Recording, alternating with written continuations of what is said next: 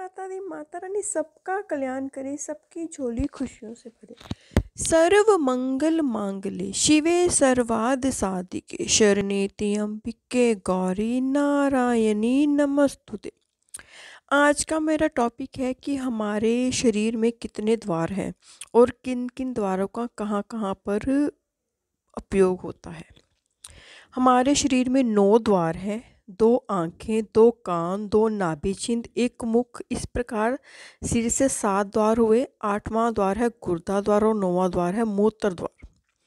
7 द्वार देवताओं के ठहरने का स्थान है। इस पर रहने वाले समस्त देवता परस्पर एक दूसरे की भलाई के लिए अपने अपने स्थान पर हर समय सतर्क व जागरूक रहें। अग्निदेव नेत्र और जठरानी के रूप में, पतन देव श्वास प्रश्वास व 10 प्राणों के रूप में, वरुण देव जीवा और रक्त आदि के रूप में रहते हैं। इसी प्रकार अन्य देव भी शरीर के भिन्न भिन्न स्थानों पर निवास करते हैं। चैतन्य आत्मा और परमात्मा का यही निवास स्थान है। ये समस्त देव इस शरीर में स्वभाव संयोग के प्रतिपूरक रहते हैं। सबके काम बटे हुए हैं। सब अपने कार्यों को संपादन करने के लिए सभी श्रेष्ठ एवं दक्ष हैं। 9 द्वार अर्थात 9 चक्र प्रकृति के हैं। 3 द्वार ऊर्ध्वमुखी तथा 6 ऊर्ध्वमुखी हैं।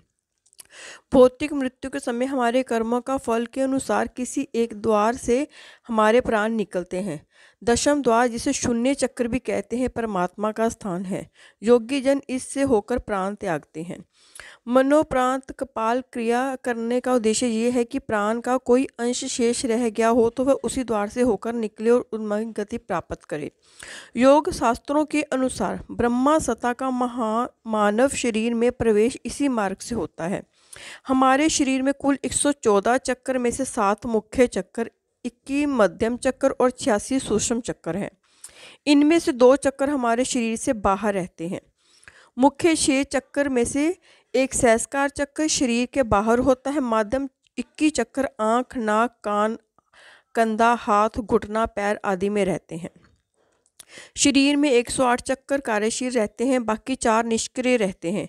कुंडली जब चक्रों का भेदन करती है तो इन 4 में शक्ति का संचार हो उठता है।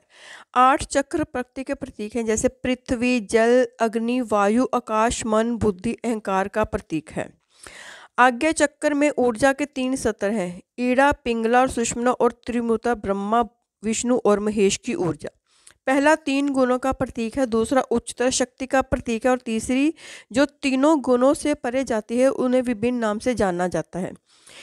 मेरुदंड पोला है, इसमें अस्थि खंडों के बीच में होता हुआ एक छिद्र नीचे से ऊपर तक जाता है। इसी के भीतर अदृश्य रूप से सुषुम्ना नाड़ी का विद्यमान है और इसी से 5 मुख्य चक्र हैं, परंतु छठे चक्र आज्ञा चक्र का स्थान मेरुदंड में नहीं आता है।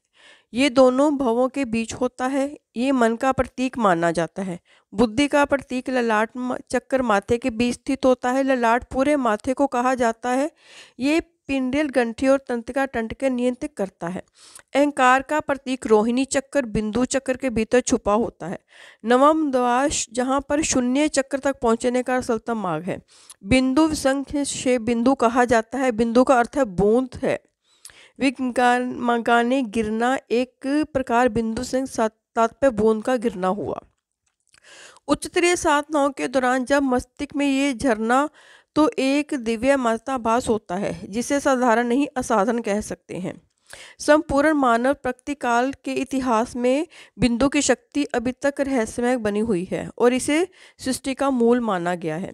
तंत्र के प्रयोग में बिंदु शक्ति का केंद्र है। ये शक्ति स्थायी चेतना के आधार की अभियुक्त की शास्त्रों के बिंदु व अधिष्ठोत्र माना गया है।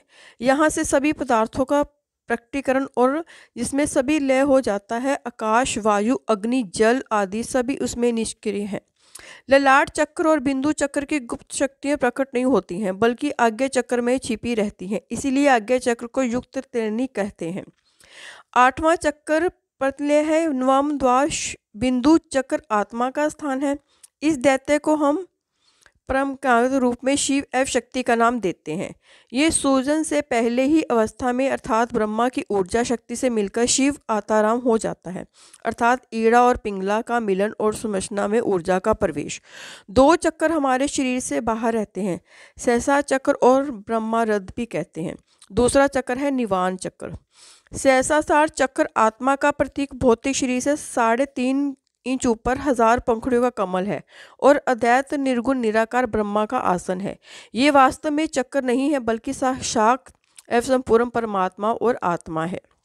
सहस्रार चक्र 6 से 8 किलोमीटर व्यास से अंत खुले हुए कमल के फूल के समान होता है।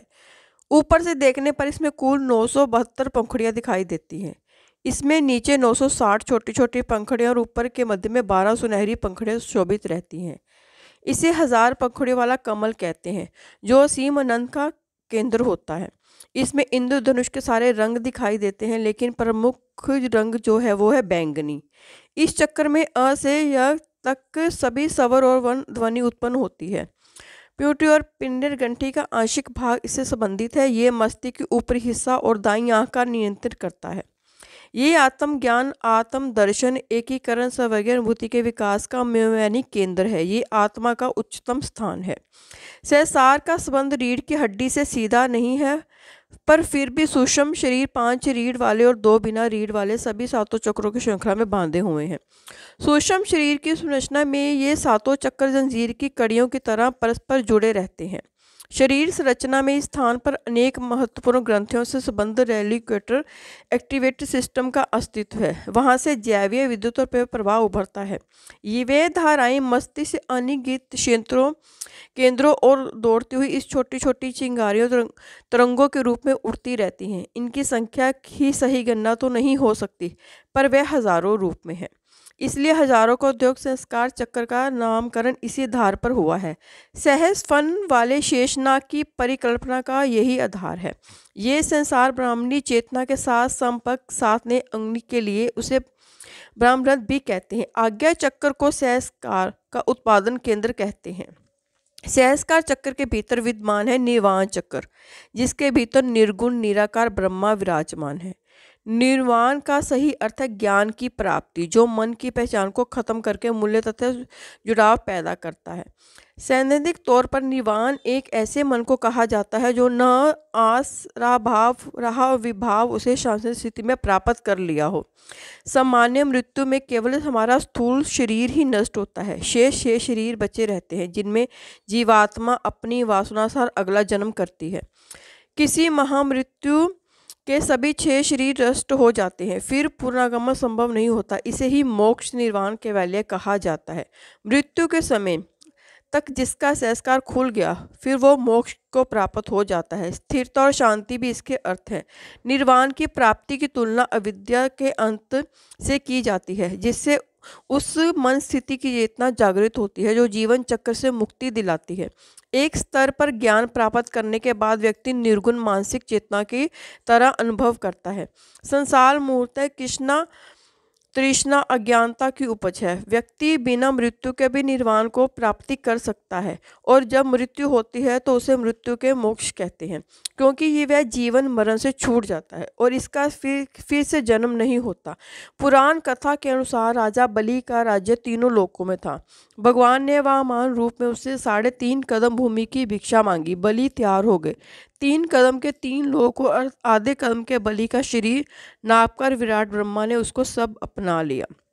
हमारा शरीर 3.5 हाथ लंबा है। चक्रों के जागरण में यदि उसे लघु से महान अखंड से विभू कर लिया जाए तो उसकी 3.5 हाथ की लंबाई लोक तंतारी से वृत हो जाती है और शरीर उपद्योग की जांचना करने के लिए भगवान वामन रूप धारण करके हमारे दरवाजे पर हाथ पसारे हुए उपस्थित हो सकते हैं। तो हमें इन चक्रों को जागृत जरूर करना चाहिए क्योंकि अगर हम दुनिया में आए हैं और अगर हमने जीते जी इन चीज़ों को नहीं अपनाया या हमने ये अनुभव नहीं किया कि हम क्यों धरती पर आए हैं, हमारा क्यों जन्म हुआ है, अगर हमें जन्म और मृत्यु के मोक्ष से बचना है तो हमें अपने आज्ञा चक्र को जरूर जागृत करना चाहिए। जय माता दी। माता रानी सबका कल्याण करे, सबकी झोली खुशियों से भरे।